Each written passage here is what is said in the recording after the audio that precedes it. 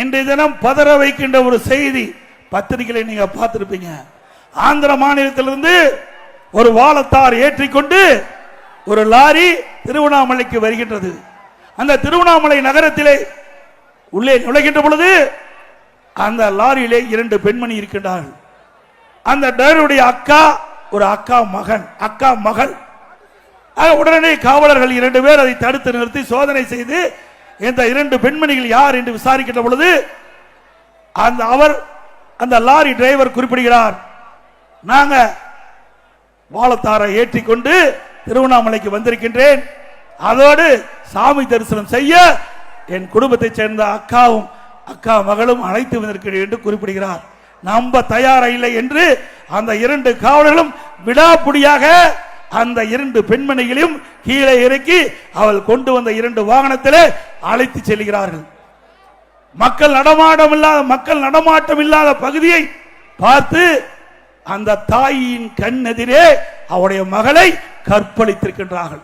29ஆம் தேதி நடந்த சம்பவம். இது மன்னிக்க முடியாத சம்பவம். ஒரு தாயின் கண்ணெதிரே தன் மகளை கற்பழிக்கிறார். யார்? காவலர்.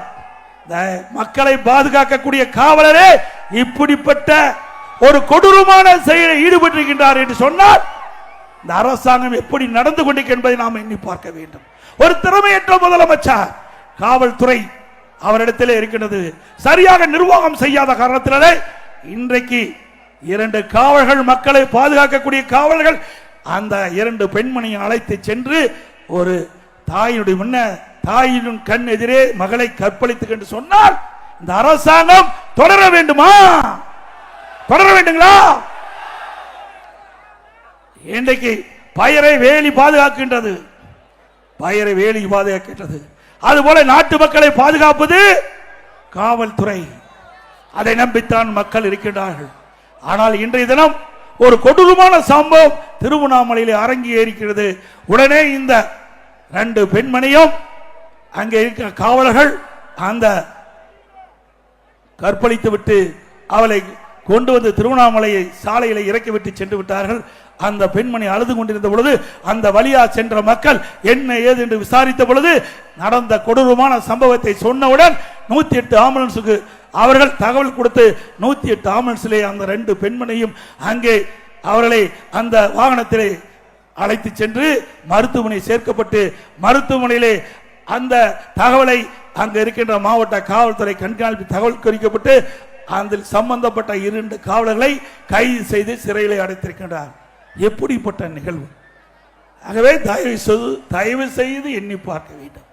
இன்றைக்கு காவல்துறை என்பது மிக மிக முக்கியம். இன்றைக்கு தமிழகத்தில் இருக்கின்ற காவல்துறை ஒரு காலத்தில் ஸ்காட்லாந்து காவல்துறைக்கு இணையாக போற்றப்பட்ட காவல்துறை.